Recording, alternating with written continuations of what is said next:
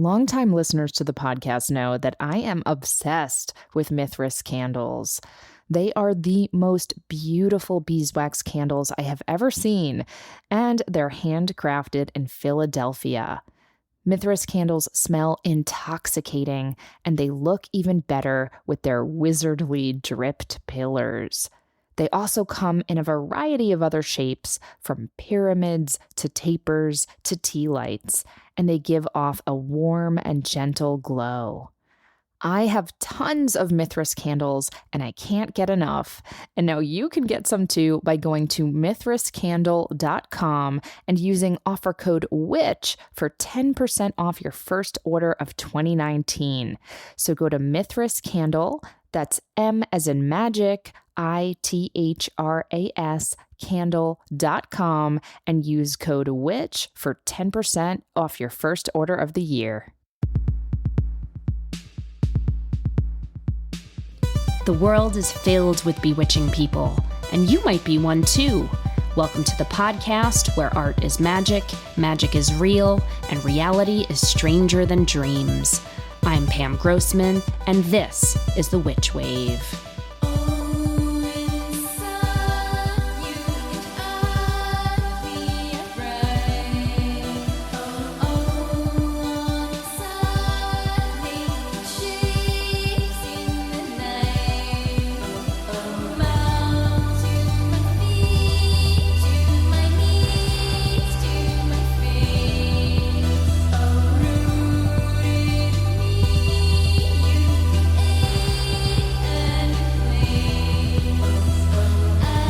Hello, and welcome to The Witch Wave. Thank you so much for joining me. I hope you're enjoying the ever so slightly longer days that we're starting to get here in the Northern Hemisphere. I know I certainly am. Now, I want to kick off this episode by actually addressing something that keeps coming up quite a bit for me and in general, and which today's guest, Juliet Diaz, speaks with me about. And that is this idea of appreciation versus appropriation of a culture that you were not raised in, or that's of a background that you don't share, particularly when it comes to witchcraft.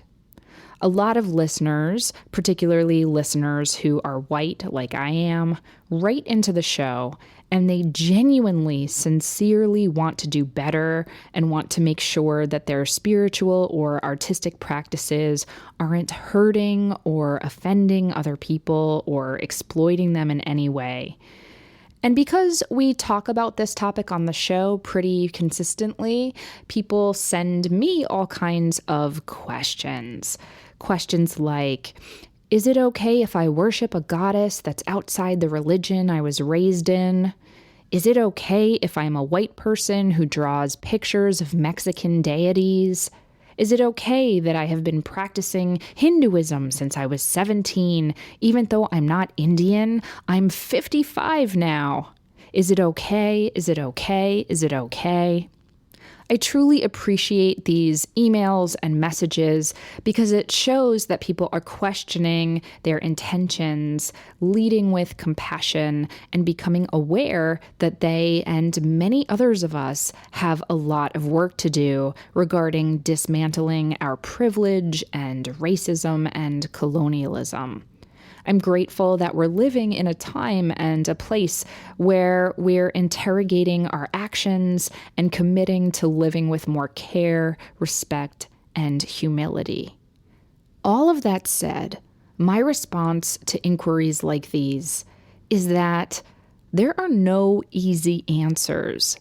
There is no one court or judge or arbiter of what's okay, and it is certainly not me. Furthermore, no group is a monolith, so what might offend or hurt some people within a certain community or demographic may not offend or hurt others who identify in similar ways. If we're going to commit to learning and doing better, what we're committing to is an ongoing process. That means there's no quick switch you can flick to help you decide whether or not to do something. I mean, let's be clear. There are certain things that are just universally offensive, and I hopefully don't need to go into what those are. But for many of these kinds of questions, there is no one easy blanket answer. And that means we need to open ourselves up to shifting our attitudes and practices continually throughout our lives. It also means each of us taking responsibility for educating ourselves and for evolving our behaviors. And it means knowing that we're going to mess up sometimes, but to do so not only with apology, which is very important, but with a true willingness to change and modify our behavior going forward. That can mean changing words we use, images we share or create, or ways in which we make or spend our money. Now, I personally can't answer every question about what's okay, but with this podcast, you are witnessing me try and educate myself. It's one of the reasons why I make sure my guests often have different lived experiences than I do. Yes, that's so I can cast as wide a circle as possible with this show, so my various types of listeners feel seen and heard and spoken to. But it's also because I am a genuinely curious person who wants to learn. That's work that I get to do with this show, and I get to have a ton of fun doing it. But it's also work that I believe every single human being can, and frankly, should be doing. So if you want to see if some of your practices are okay with a group, why not find out from them? This doesn't mean just showing up and knocking on someone's door and expecting them to educate you, because well, that's incredibly rude, and you are not owed the time, or in many cases, the emotional labor, or in many cases, the pain that goes into educating someone. And anyhow, in my experience, a lot of these conversations are best broached between people who have an already established friendship and genuine trust or rapport built up. And those things only come with time and mutual respect and caring about each other. Now, if you feel like you just don't have access to folks who don't look like you or worship like you or have a similar background, or you're just really shy, then at the very, very, very least, you can do loads of listening and reading and learning from other people. I make it my business to follow a lot of queer people and people of color on Twitter and Instagram. I go out of my way to read books by authors who are different from me and watch films or listen to music that's made by people who don't look the way I do. And I do this because, again, it's genuinely interesting to me. And I've always been someone who likes to have my perspectives broadened. But I also do this because it helps me become a more informed and hopefully more sensitive and compassionate human being. Having Juliet Diaz as my guest on this episode was such a gift because we talk about many, many things, including such topics as the ways in which indigenous cultures get commoditized, as well as how we can all better listen to and learn from each other. But as you're listening to this conversation, remember that she and I are just two people doing our best to figure this all out. It's up to each of us to keep questioning, keep growing, and keep being uncomfortable so we can more deeply connect to ourselves, to each other, and to spirit.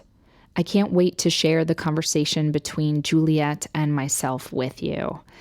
But before we get to that, first, let's check and see what's come through on the Witch Wire. Who is it? Witches. Maggie writes, I am a baby witch who has felt the pull to witchcraft my whole life. I've dabbled over the years, but I kept returning to Catholicism. I was raised Catholic, and I went to parochial school. As I dig deeper into witchcraft, I am struggling with this nagging feeling that what I'm doing is wrong. I can see it for what it is: Catholic guilt and a patriarchal religion that has controlled me most of my life. But that doesn't quiet the voice because it's so deeply ingrained. Witchcraft feels like home to me. It feels positive and like I am taking control of my identity and womanhood. Did you experience this when you became a witch? Did it change or become quiet the longer you practiced? Are there any suggestions you have for me? They would be very appreciated. Hey, Maggie. I use the term spiritual practice a lot because it has that operative word, practice. A practice is something we keep doing over and over and over again. It's a commitment, a discipline, and takes repetition and time and work.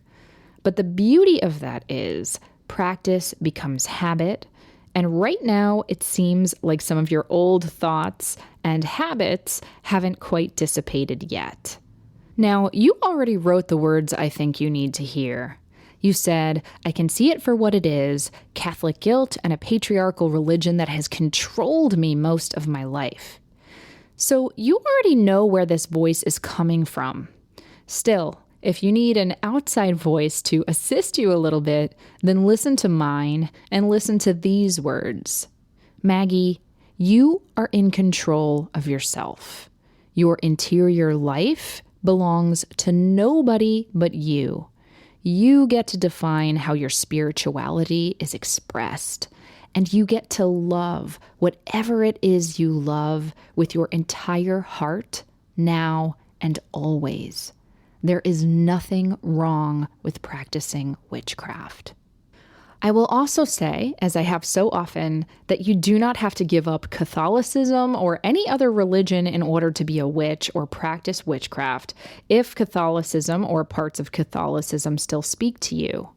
I'm a practicing pagan, but I haven't entirely stopped being Jewish, even if my relationship to Judaism has changed shape. Getting back to you, I know several people who identify as Catholic witches, if that helps. But on the flip side, if turning away from Catholicism is something you need to do right now, you get to decide that too. You are in charge of deciding how your own spirituality is experienced. If there is something that is drawing you to learn more about witchcraft, trust it. Trust yourself. And maybe talk or read about others who were raised in different religions and who gravitated toward some kind of witchcraft practice themselves. I'm not sure that the author Sue Monk Kidd would describe herself as a witch, but her book, The Dance of the Dissident Daughter, speaks to how she turned away from a very judgmental, patriarchal religious community and began her search for the divine feminine. So reading her or books by authors with a similar experience can really help you feel less alone. And to answer one of your questions, absolutely, I've gone through various phases of worrying what people thought of my witchy ways, especially when I was younger. But the longer I've practiced, and the more love and aliveness it's brought into my life, the less I care about what other people think. And Maggie, I truly believe that as you go further down your path and practice more, you'll let go of your perceived outer critics and your inner ones too, bit by bit. It's a process and it is a practice. Good luck, keep me posted, and happy practicing. Now, on to my guest. Juliet Diaz is a healer, seer, and herbalist, and she holds a Master's of Science in Herbal Medicine. She is a descendant of a long line of witch healers from Cuba and has indigenous roots as a member of the Taíno tribe. Juliet owns and runs her shop, November Sage Apothecary, and her online witchcraft learning community, November Sage Herbarium, a witch healer school. She is also the author of the book Witchery, Embrace the Witch Within, which comes out from Hay House on March 5th. On this episode, Juliet and I discuss her various healing practices, as well as issues of culture, craft, and commodity, and how to heed the hero's call. Juliet joined me via Skype from her home in New Jersey.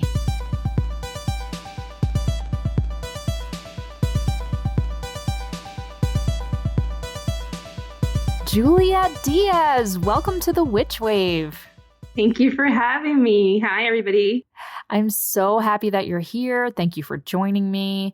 And I am so excited to talk to you about so many different things. I have this paper in front of me that is covered with scribbles and notes and questions because there are so many different directions I want to go in. But before I get overexcited, why don't we start with the basics? So you are the founder of November Sage Apothecary. You run the School of Witchery, and you are an author of a new book that's coming out soon called Witchery, Embrace the Witch Within. So I would love to hear you talk a little bit about all three of those projects. Why don't we start with the Apothecary? How did that get started? Well, the Apothecary started after a life crisis. Before that, I actually was in forensics for about 3.5 years. And as with all things that I've tried before, I was very successful at it, but somehow I felt like the universe just kept stomping at me or putting this big mountain in front of me, redirecting me.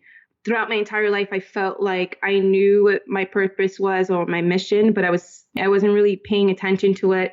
And then it came to that point where everything was just falling apart around me. I mean, I lost my career, I was divorced, and I lost my house. I fell on my knees and I said, okay, I surrender. I'm ready. I know you want me to walk another path. It was literally overnight. I just started making decisions of what I wanted to do. I said, you know what, my lifestyle is something that has always made me happy, which is my magical lifestyle. The remedies that I make, growing up with my mother and having this magical life and healing others. And I decided that that was going to be the path that I wanted to do. And I kind of always knew that was my purpose in life, but I never really acknowledged it. Once I acknowledged it, it just took off from there. And I'm really grateful for it. Wow. Okay. So there's so much to unpack there. Just for people who maybe haven't been on the November Sage Apothecary site. And is it a physical store as well, Juliet? Yes, I became a storefront last year. Fabulous. Congratulations. And that's in Thank New Jersey? You.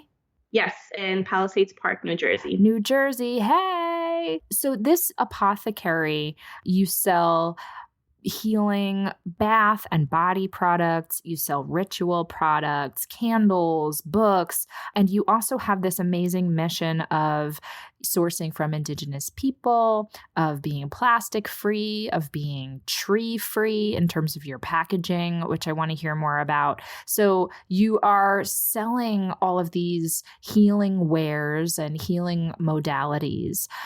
How did your career in forensics inform the next step? I understand you had a lot of signs pointing you to the fact that you had to change your life, but how did you get from forensics to healing? It was just something that was always a message in my visions. I've always had dreams of my ancestors. And we're very big on ceremony and ritual with my family, and messages will come through all the time. This is what you're supposed to be doing. You're supposed to be a healer. And I think, that self-doubt, like, why me? Why would I be able to be a healer when it's so hard to have this career? It's not something that, takes off for everybody. So I had a lot of doubts in my mind, especially being a mother of 2 little boys. Like, how was I going to survive? How was I going to pay the rent? And at the same time, be the great representative to my Indigenous people and to serve my purpose with truth, not just make it about money. So it was really, really complicated, something that I had to fight through some lessons, but eventually I got through it and I made a decision to make this my whole life. Incredible. And when you say forensics, my familiarity with that word is from television. Can you explain to us what was your day-to-day job like and what got you started in forensics in the first place? Well, since I was very little, I wanted to do something with healing. I wanted to be a doctor. I wanted to save animals. It was always something about helping people. As I grew older, I was very into science. I'm still very into science. I mean, who isn't? I decided to do forensics because you work with dead people. And yes, that's exactly why I wanted to do it, because I'm able to see and hear and communicate with spirits. And I'm very good with observing an area because I also OCD. I could see when things are out of place. I'll notice little things that other people might not notice. Mm-hmm. So it seemed like a really good career for me where I could make a difference and at the same time use my gifts. And it actually took off and I closed a lot of cases. I actually started just working on crime scenes where children were involved. I went into the cold cases and I started knocking out cases that were cold for a lot of years. And using my gift, my intuition, and of course, being able to channel all of the material that I had in these files, I had team members who knew about my, quote unquote gifts, and they were okay with it. They were just like, don't, tell everybody about it. Let's keep it a secret between our team. But just like everything else, a lot of us who are very in tune, the energies really took like a toll on me. It was always negative energy. It was really heartbreaking to go through all these cases and go through these crime scenes. And it just eventually just ripped me apart where I was just worried all the time. Yeah, it was pretty bad. How long were you doing that for?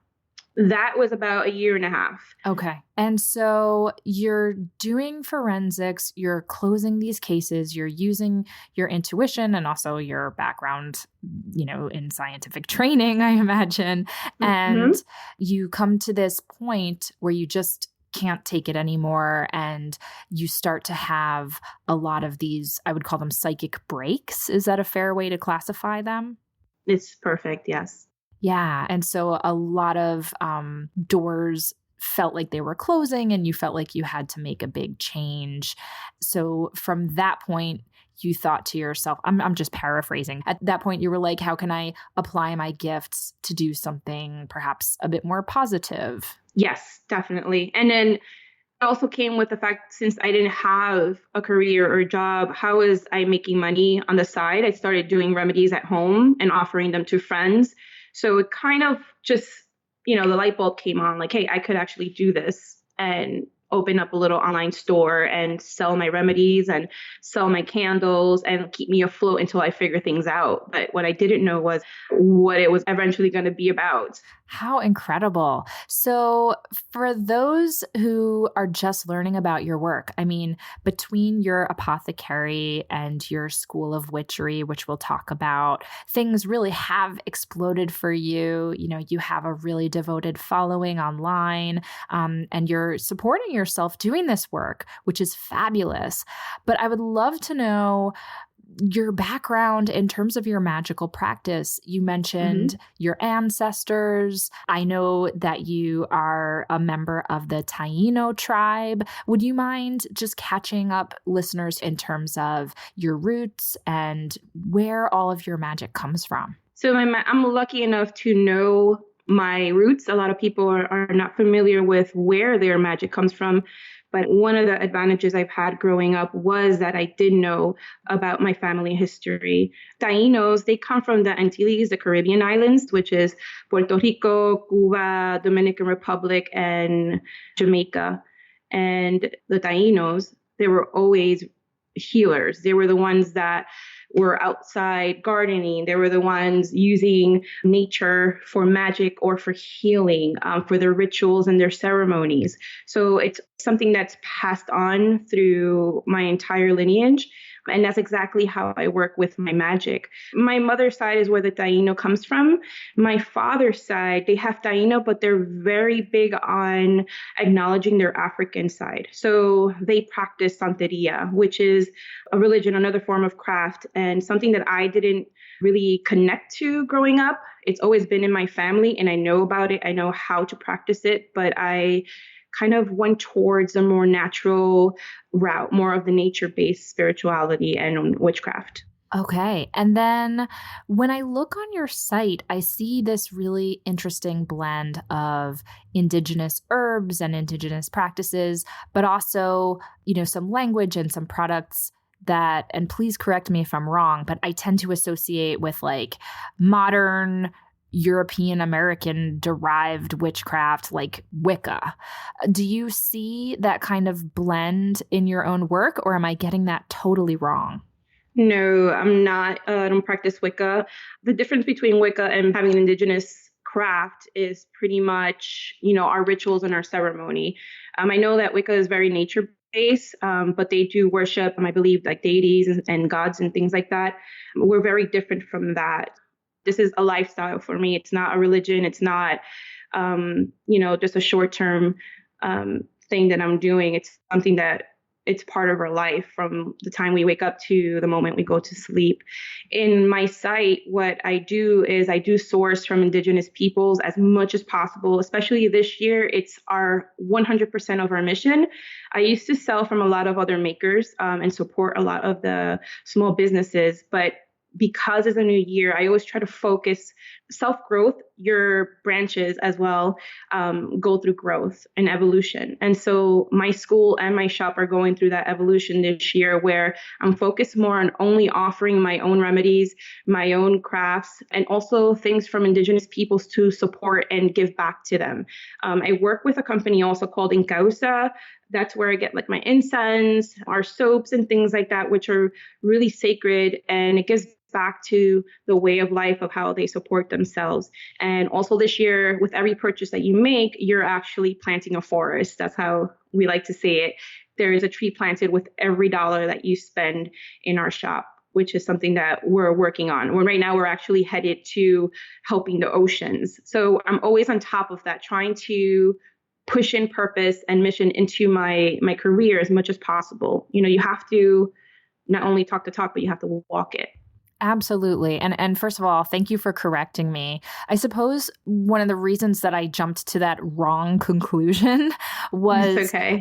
The word witch to me is a word that I don't often see used in an indigenous context. Right. Even though different translations of that word are used all over the world, in all different cultures, and have been for hundreds, if not thousands of years. So when did you start using the word witch? Well, when it's a translation of bruja. Bruja in Spanish means witch in English. And also for my indigenous roots, it would be just curandera, healer. Mm-hmm. But if I was like, I'm a curandera, there's 100 million people. What the hell is that? So to make it easier, and of course, for simple definition, witch is the word that I use. And I wanted to kind of bring it back from its history. The word has a lot of negative energy around it, how they depict us on TV or even the media. We're always worshiping something evil or we're up to no good. So bringing it back into this space where our witches are healers, we're brujas, we're curanderas, it kind of brings back the true definitions of what witches really were, even from whatever culture, from whatever practice. They were women of the community, women who helped each other and helped each other rise, who healed, who knew remedies, who were badass women. And bringing that new face back to the word, it has helped a lot of people kind of say, you know what, it makes sense to me in this space than in another space that they would have seen it on TV or something. Absolutely. So how did you learn to do herbalism and all of these different healing modalities? Was it through your family directly? My grandmother, my great-grandmother, my mother, my aunts. And then I actually went to school. I'm constantly learning. Even yesterday, I purchased like 7 books I have in my house. I don't even remember the titles because they just came from Amazon. I'm constantly learning. It's just something that you have to keep up no matter, what your background is, no matter what schooling you did. It's something that's every single day that you learn something new. For me, learning herbalism, I learned it in a different way. It wasn't book. It was more connection. So I learned how to connect to the plant, connect to the herbs, and listen to them and feel their energy and listen to my ancestors or my guides who were always guiding me into which ones needed to be used in certain remedies and things like that. But that's how I work when I make medicine. How fabulous. On that note, we're going to take a quick break and we'll be right back. I've been an enormous fan of Blood Milk Jewels for years. That's because their jewelry incorporates elements of so many fascinating and beautiful inspirations like Victoriana, Jungian alchemy, surrealism, and melancholia.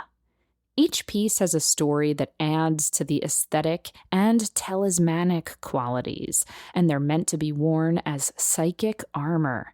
These jewels are made from sterling silver and are encrusted in natural gemstones, including moonstone, labradorite, and onyx.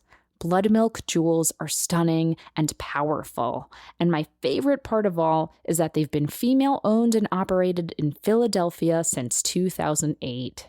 If you're local, be sure to check out their showroom and event space opening in the spring of 2019.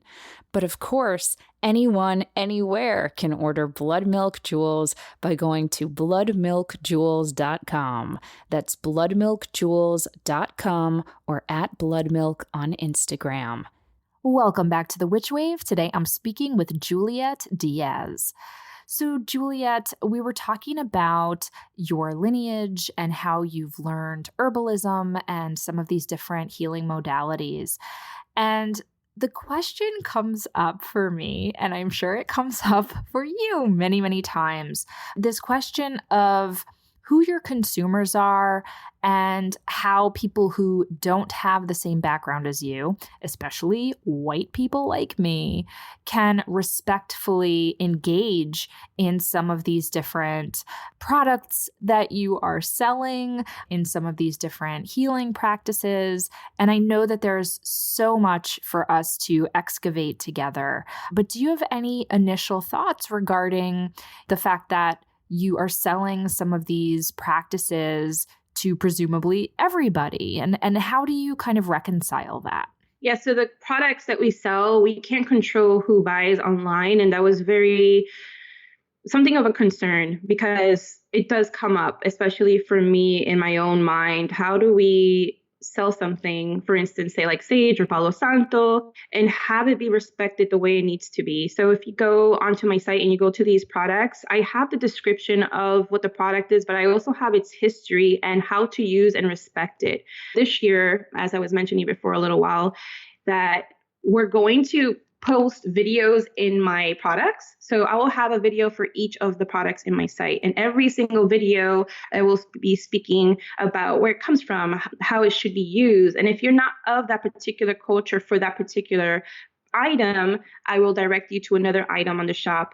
For instance, if you're not going to use the Palo Santo properly and you don't feel comfortable buying it because I just mentioned its culture, I could say, okay, you could go ahead and head to the frankincense or head to the cedar, juniper, and I would direct you to a different product where it won't be, culture appropriation or anything like that. The same thing with the school. Well, the school, we don't have anything that's culture related. There's no practices that we're appropriating from in there. It's open for everybody. So there's like tarot, astrology, and soon we're going to start changing the school design and focus into more of a healing school where you learn more about herbalism, connecting to yourself and things to that nature rather than sharing a bunch of crafts and practices. So I guess I would love to drill down a little bit more in terms of appropriation, if that's okay with you. Sure. Because and I'll just speak for myself, as a witch and a white person who, I think I'm pretty well informed and try to be as compassionate and open-minded as I can be and listen and then modify my behavior based on what I've learned, especially in the past few years where there's a lot more conversation around appropriation versus appreciation. But And let's also be clear, you are one person. You do not speak for all Indigenous people. But in your opinion, when it comes to, let's say, using white sage, which is sold in bundles at Urban Outfitters, it's sold at Whole Foods, it's sold at every witch shop and New Age shop, you go into pretty much. Is there a way, in your opinion, that a white person or a non-Indigenous person can use white sage? Or is that something that you find really offensive and upsetting? I don't find it offensive or upsetting. What I find offensive is, I forget who it was it Sephora was connected to some company where they were selling it alongside tarot and crystals. When you're selling it to make profit, this is not just for white people. This is for everybody. There's even people who have Indigenous blood and they don't follow culture. It's not their lifestyle. For anybody who wants to purchase anything at all, just find out where it's coming from, where it's sourced from. See if it's something that gives back to the people who crafted it or grew it, and it would help them as well as the person who's selling it. Make sure that there's correct information. Just really figure out what the company is about and how they're handling these products. I would never go into a Whole Foods and buy their incense and their sage or anything like that. I don't know where they're sourcing it from.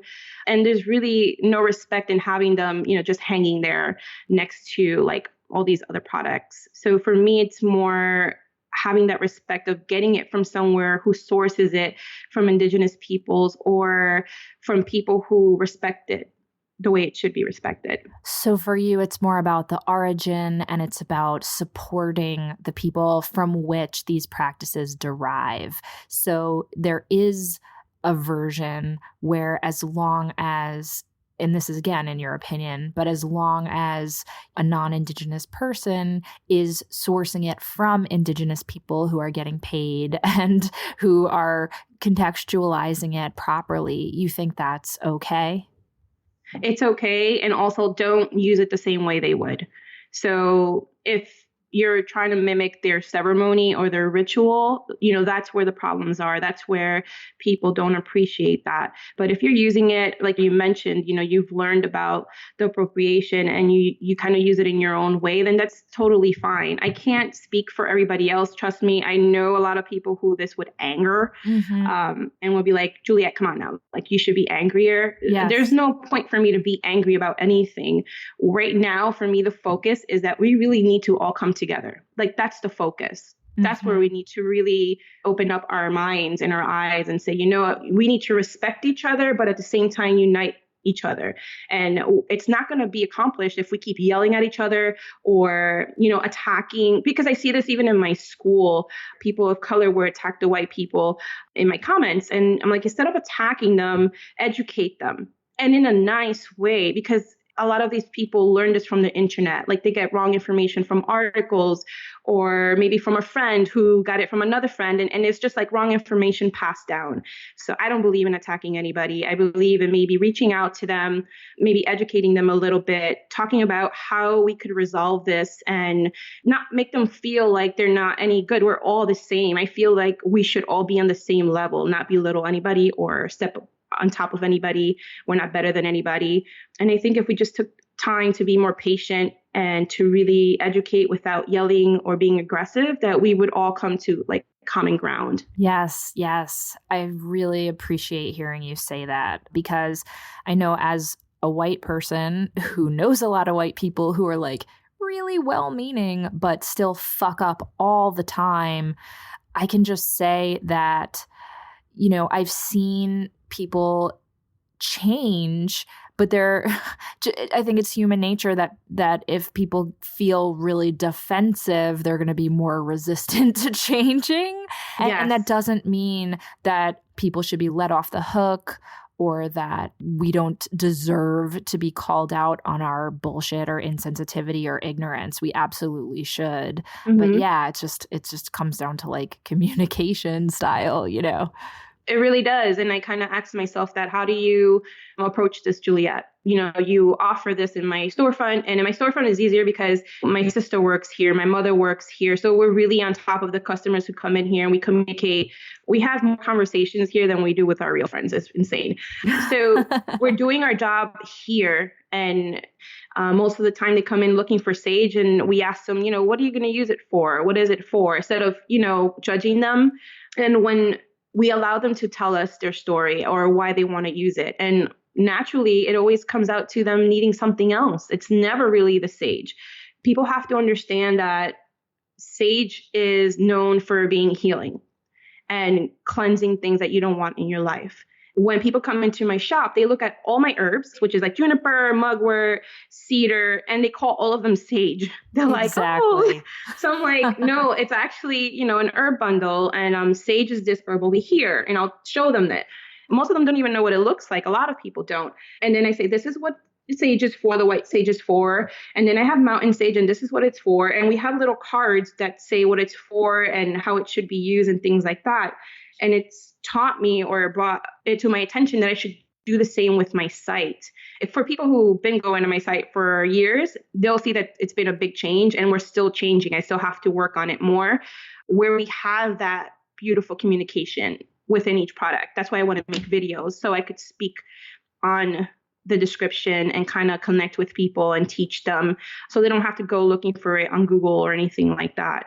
Yes. And I have to say, not everybody in your position would have the emotional bandwidth to do that kind of labor and time. So it's incredibly generous of you that you are taking the time to educate people. And I'm really, really appreciative, because I know it takes a lot of work and a lot of patience. But it is my responsibility, like if someone that was like me and they have their own shops, anybody, even white people who have their shops, and you sell sage and you sell Palo Santo, it's your responsibility to have these notes in that description. It's your responsibility to respect the product and respect where it comes from, and kind of maybe shift your business around a little bit. Hopefully I inspire a lot of people with this big shift that I'm doing with my shop. If people want to know where I get them, they could email me, and I'll gladly help them and direct them to where the sources are, because it would be really stupid for me to just keep that information for myself and, not spread it. It's all about really spreading it around. So I have another question for you, if you don't mind educating me, which is, the word smudge is a word that I've heard is perhaps not a word that non-Indigenous people should be using. I've heard that a smudge ceremony is such a specific ceremony that if someone like me were to use sage to do a smoke cleansing, that to call it a smudging is actually disrespectful, because a smudge ceremony is a very specific ceremony. Is that correct information? It is actually smudging. So if even in my book in the back, I actually talk about respect within the witch community. And I talk specifically about that.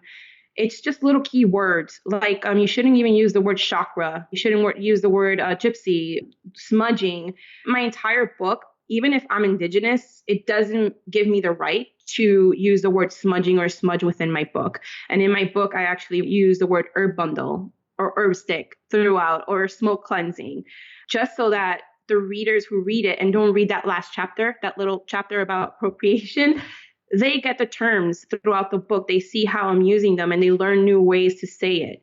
But it is very offensive to a lot of Native Americans, the ones who do this kind of ceremony ritual with the word smudge and smudging. Okay, so calling it a smoke cleansing is okay. Just don't call it a smudging. Yeah, it's the term, because it's a ritual. It's the name of the ritual. So smoke cleansing, using herb stick or herb bundle instead of, smudge stick, it's more appropriate. Okay, that's great. And, I certainly heard about the term gypsy being one that we've evolved past using because it's a slur.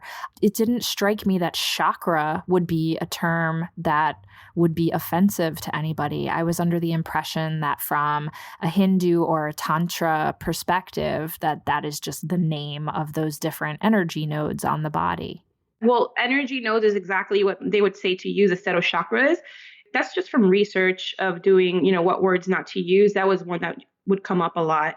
I don't personally use it, but I know a lot of people who do. But it would be something that we would have to look into more and see if it's something that really does become offensive. Yeah, I'm definitely going to have to dig into that one more. Oh, one more. Oh, please. Spirit animal. Don't use spirit animal. Yeah, everybody's using it so loosely, like my best friend's my spirit animal or blah, blah, blah. It's something that appropriated from the culture and, it's really frowned upon. I was attacked once for using it and, people who don't even know who I was when I first started. And I'm like, wow, there are things that you shouldn't say because it triggers and it's really offensive for you to use it. Okay, that's really good to know. I have heard that about spirit animal, actually. Mm-hmm. And I can understand that from the perspective of somebody who, that term is extremely loaded with context and many, many thousands of years of tradition and meaning, that to have people use it kind of casually or in kind of a teasing way or a figurative way might be offensive. That's something I've always loved about you. You're very educated. You do your research. And I love that you're doing this podcast. And I love that you're, also educating people of all cultures and practices. This is what we need more of. And I thank you for that. Oh, well, thank you. And as listeners know, I'm learning all the time. I make mistakes all the time. And I really appreciate the generosity of people like you who will allow for the fact that I'm going to get stuff wrong sometimes. So the appreciation is very, very mutual. On that note, we're going to take another quick break and we'll be right back. This episode of The Witch Wave is brought to you by Tarot for the Wild Soul, an 8-week online tarot course taught by intuitive tarot reader and teacher and prior Witch Wave podcast guest, Lindsay Mack. This award-winning course is a deep immersion into card theory, tarot spreads, and intuitive expansion presented and taught through a soul-centered lens. Tarot for the Wild Soul is designed to support, enliven, and enrich your tarot experience, infusing you with an advanced knowledge of the deck, a deeper understanding of the cards, and a greater confidence in your skills as a reader. Tarot for the Wild Soul runs from March 21st to May 9th of this year. To sign up for the class or learn more, visit tarotforthewildsoul.com and be sure to use code WITCH for 10% off your tuition.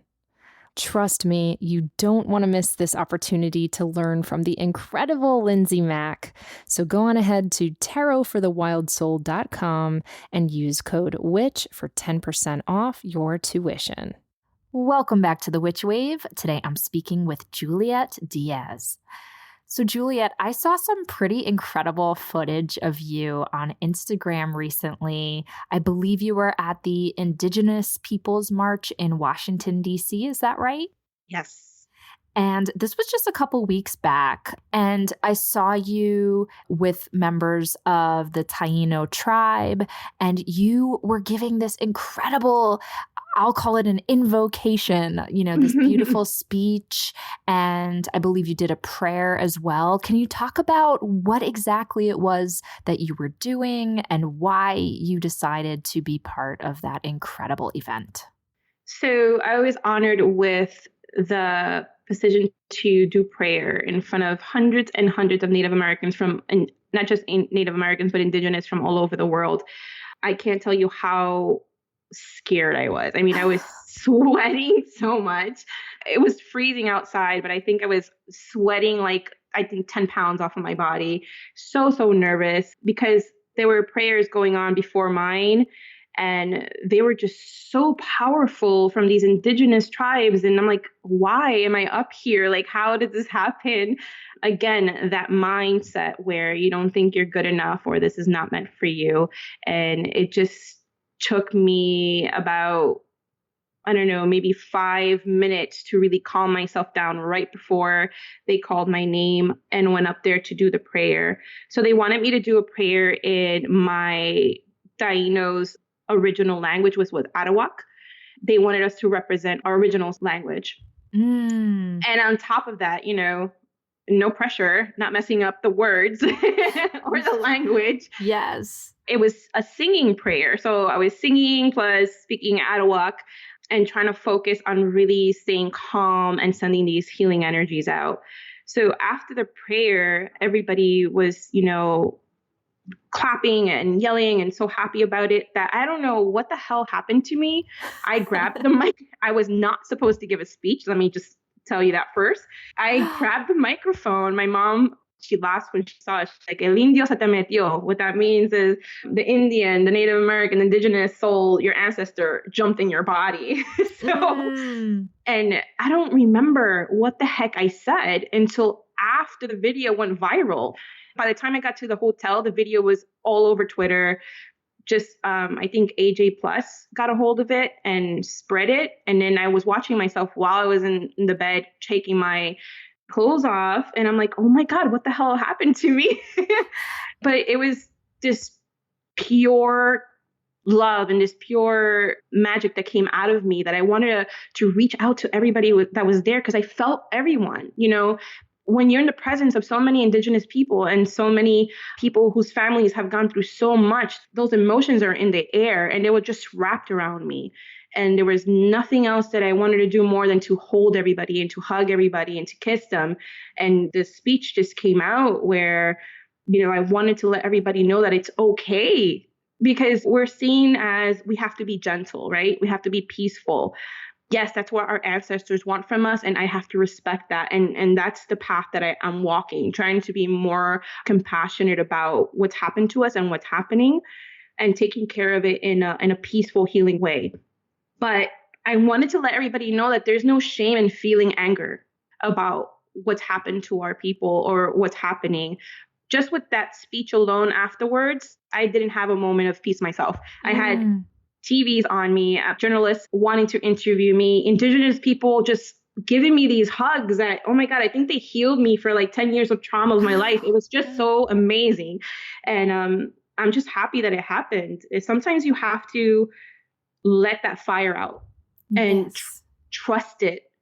No matter how much fear you have inside you, you don't know what is in there until you let it out. And I didn't know that was in me until that moment, until I saw it in that video. And I cried watching myself speak. Yeah, when I watched the video, I mean, the language you used too, if I'm recalling, you were talking about sweetness and how traditionally, like you just said, there's this association with Native people as needing to be healers and have this sweetness or gentleness, but that it's okay to have that fire too. And I love that image of fire. It's such a powerful one because yes, fires can blaze and be angry, but they also illuminate, they shed light and they warm and they're healing as well. So I thought it was such a powerful message and I was really moved by it. Yeah, it's all about that. It's all about just acknowledging everything that's in you. My Taino people, they were the first to be tortured and murdered by Columbus when that happened. And we knew that the Tainos, they fought back. They tried to, protect their children, protect their wives. They weren't just being peaceful, but it got to the point that they couldn't be peaceful anymore. They had to fight back. And I'm not speaking for all Native Americans and all indigenous people because everybody has different ways of handling things. And I believe that a lot of them are very peaceful in their way of approaching issues like this. And I have a lot to learn. I am nowhere near perfect. And I don't think that I'm a great representation of what an indigenous person would be. I still have practice. I still have learning and lessons. As a matter of fact, this Saturday, we're closing my shop because they're honoring me as a healer in my tribe. And congratulations. Thank you. And it shocked me so much because I know I'm a healer. I know my abilities. I know the person that I am. I know I'm very compassionate, but I have to walk this 100%. And it's scary as fuck. It's like, I don't want to fuck it up, It's what I say, what I do. But I believe, just like when I was scared on my knees when I left my career, my relationship, and I lost my home, that this is another rebirth in my life where I would eventually, maybe a year from now, look back at this and I'm like, oh my God, I was such a scary little person when I was first talking about this. that's a message that I like to tell everybody is like, you're never going to be ready. It's never going to be perfect. You just have to initiate that first step to get into that position where you want to be or what you desire. And eventually everything just aligns, and all the lessons and everything that you need to know about what you want to do will eventually become you. And just to kind of face that fear. And that's, exactly what I'm telling myself now, that it's okay for me not to be perfect, not to know everything about this, but to make sure that I'm going to be 100% devoted. And I think that's the difference between someone who takes advantage of something and someone who really steps into it for a reason and a purpose. That's so powerful. It makes me think of Joseph Campbell, who wrote a lot about the hero's journey. And he talks about how in every hero's journey, no matter what culture we're talking about, in these stories, the hero often has what's called the call. The hero is beckoned or summoned, and the hero almost always doesn't feel ready and says, "No, why me? I'm not ready. Who am I to do this?" And sometimes the hero resists it, but eventually the hero then goes on the quest and says yes to the quest. And it sounds to me like that's what's happening for you. And I don't think bravery is lack of fear. I think bravery is having fear and doing it anyway. Definitely. The things I've surrendered to for purpose is insane, but I'm incredibly grateful for everything, for every day. I'm really, really grateful. And I saw on Instagram, you shared a video that you were also recently given a tribal name. Is that correct? Yes, it's Bawa Iranu. Beautiful. And can you tell us what that translates to? Ocean woman.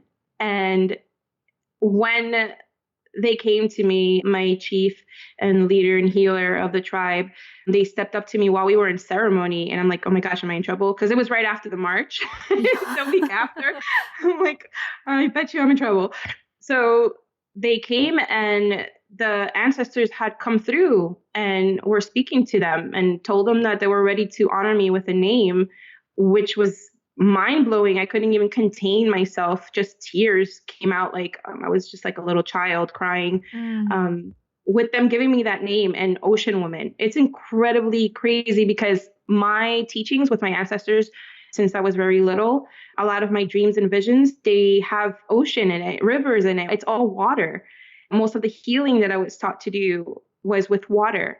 Cleansings is with water. So they didn't know this information. I keep this to myself.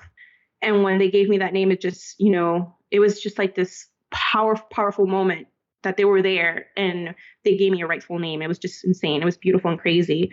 And then the week after that, that's when they announced that they were making a headdress for me, a healer's headdress, that I have to be there on Saturday, no matter what, because they're doing a huge ceremony and ritual to honor me in as a healer. Oh, congratulations. That is so inspiring. I'm just so happy for you. And, you're such an inspiring person to so many outside the community too. So I'm not surprised to hear that the same is true within this tribe. Here's a logistical question. When you're talking about these meetings with your chief, let's say, or with your tribe, is this literally happening in New Jersey? Is this something that happens frequently? I know so little about like the rhythms and the cadence of somebody who is a contemporary Indigenous person. Yes, so our meetings are actually held in New York, and we go there, we practice our ancestral dances, our ancestral language. It's kind of like church for us, where we're there with our community, with our people. We bring food at the end of the meeting. We get together, we eat food, we laugh, we talk. After we have learned, our chief, he tells us stories. So it's kind of like, it's really beautiful, and a lot of lessons that you learn. He'll tell us stories from our ancestors or stories that he's learned along his journey. And it's always something very inspirational for us, something that we always learn.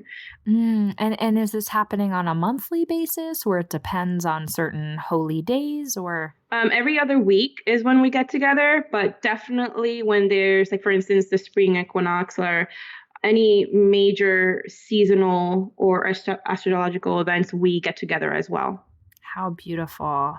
And do you ever get back to Cuba to be with folks there, or is this all here in the States? Yeah, I was supposed to go to Cuba this month, but Cuba unfortunately was hit with a really big tornado. So we've postponed it for June. And I'm actually going to go there. My husband, well, my boyfriend of 9 years, who hasn't proposed yet, he works for the sports industry. So he works with the cameras and things like that. So he's going to be recording everything. We're going to go into the mountains and go into the indigenous lands there where the Tainos are and kind of record all of that to bring it back and, of course, share. Oh, how fabulous. And are your children being raised in this tradition as well? Yes, 100%. They come with us.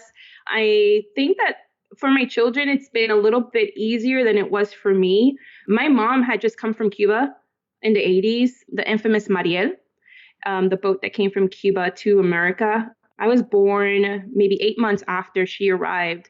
So there was a lot of struggle for her once she got to this country. I mean, years of trying to get her footing right and rooted in this country. So it wasn't easy for me growing up. I wasn't told, you're a witch. I wasn't told, you're a curandera, healer. This is what our history is, what our ancestors are about. I went through a lot of my childhood growing up not knowing any of this.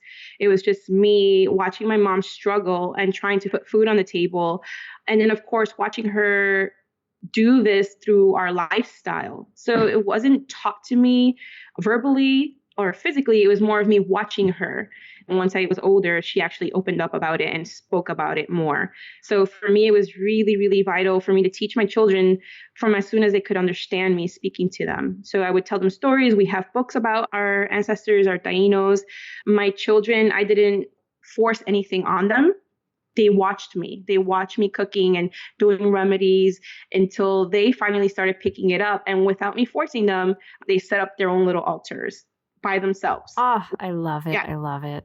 And I don't go and be like, oh, that's the wrong way to do it. There is no wrong way to do it.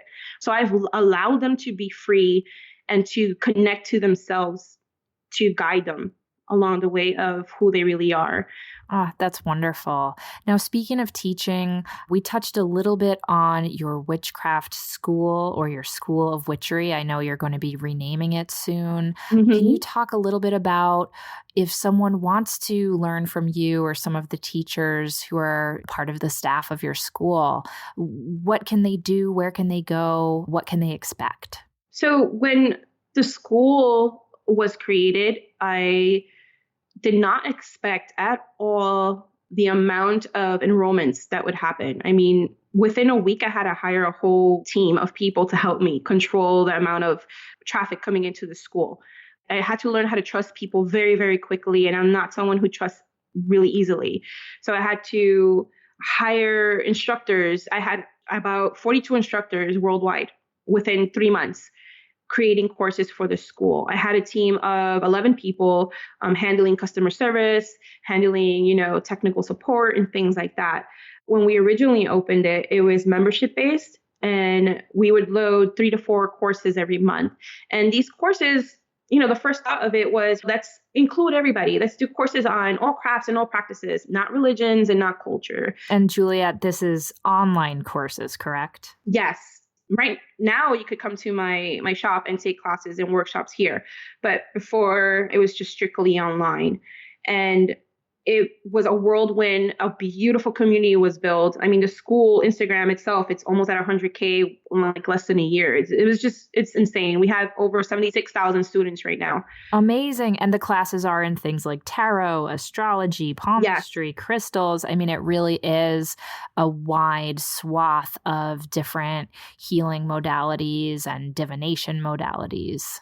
Yes. And the instructors that we have, they're really, really educated, just like yourself. They do their research. I even have a witch historian, Emily. She writes for Sabbath Magazine. She's a freaking amazing, this woman. She creates courses on history as well. So all the courses were really research based on things that you couldn't just Google. People didn't want to have the wrong information. It was more of having the correct information, having the sources in the courses and learning from them like in that form. But it got too crowded for me, too much for me to handle energetically. What is the purpose of the school? It has to have a purpose, Juliet, just like everything else you're doing.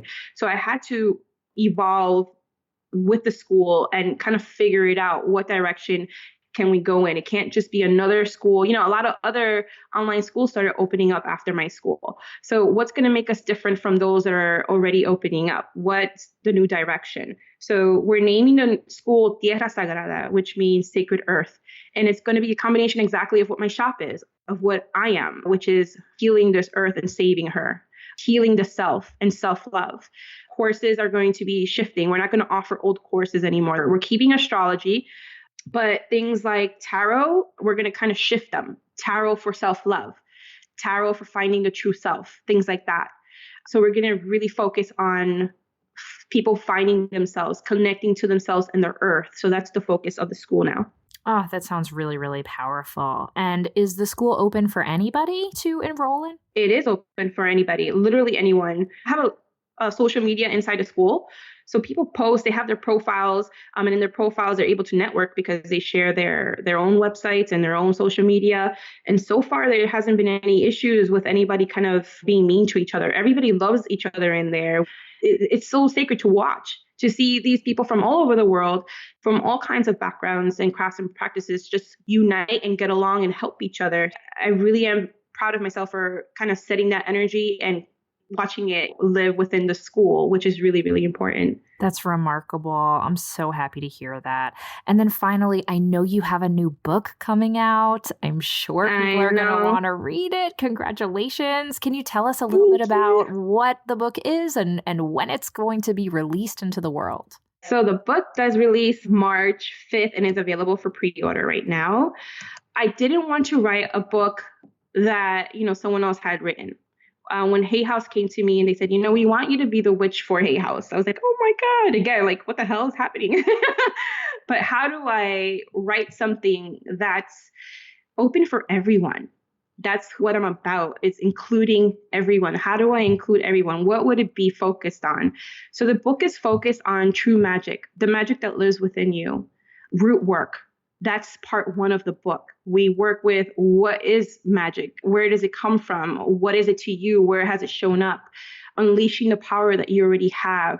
Healing is huge in my book. So if you don't like facing your shadows or diving deep into the ocean of your soul, this book is not for you, because this book is really for those who want to do the work. I am so big on, if you want to call yourself a bruja, curandera, a witch, you have to do the work. This is a lifestyle. This is not something that you just put on black clothes, post the aesthetic on Instagram, light up a candle, take a picture and say, hey, I'm a witch. No, there's work to be done. There really, really is. And if you want to learn how to connect to yourself and connect to that inner magic and connect to what the earth is trying to speak to us, which is an urgency of healing and protection, then this book is definitely for you, because I teach you how to connect to the self and how to connect to the earth, how to use elements to amplify magic instead of using, all the expensive stuff that people are trying to sell for you to amplify magic. It's all about using yourself, connecting to the self, and learning that that's where magic really comes from. Well, it sounds so incredible. And I don't think actually we said the name of the book. What is the title? Witchery, Embrace the Witch Within. Yes, I love it. I can't wait to read it, Juliet. I'm so, so happy for you. And I'm so happy for the world that it's going to be released into it soon. It's so necessary. And your voice is really, really vital and powerful. So congratulations.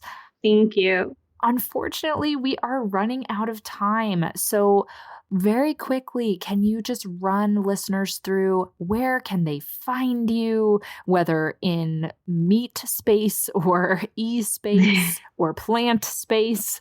What's the best way that people can reach you?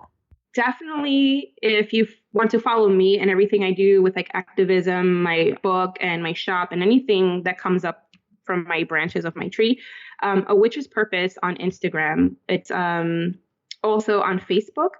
And if you want to follow my shop, is November Sage. Perfect. And from there, they can find links to the School of Witchery, which will be renamed very shortly, and to all of your other projects. And I highly recommend people go to your personal Instagram, A Witch's Purpose, because you are really generous with your videos and really helping people get a glimpse into this world that, a lot of us are not familiar with. And it's very, very generous of you, and it's a real education. So thank you so much for your openness. Hi, thank you for having me. That's it for the show. Thank you again to Juliet Diaz for joining me and for helping to heal individuals and the greater world with her teaching, her bright spirit, and her wide open heart.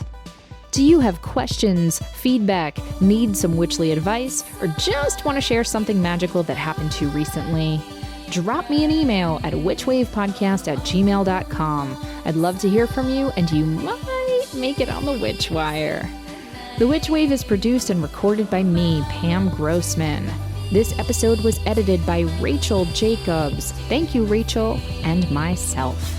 Our theme music is the song Hand and I by Lycanthia. Special thanks go to Matt Freeman, Chiquita Pascal, and Francis F. Denny. You can check out information about this and other episodes on our website, witchwavepodcast.com.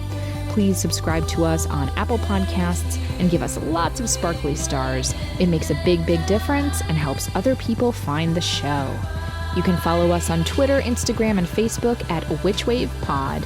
Check out my witch emoji for iPhone by going to witchemoji.com or downloading it in the App Store. And please consider pre-ordering my book, Waking the Witch, which is out on June 4th of this year. Thank you so much for listening. Witches are the future. I'll catch you next time on The Witch Wave.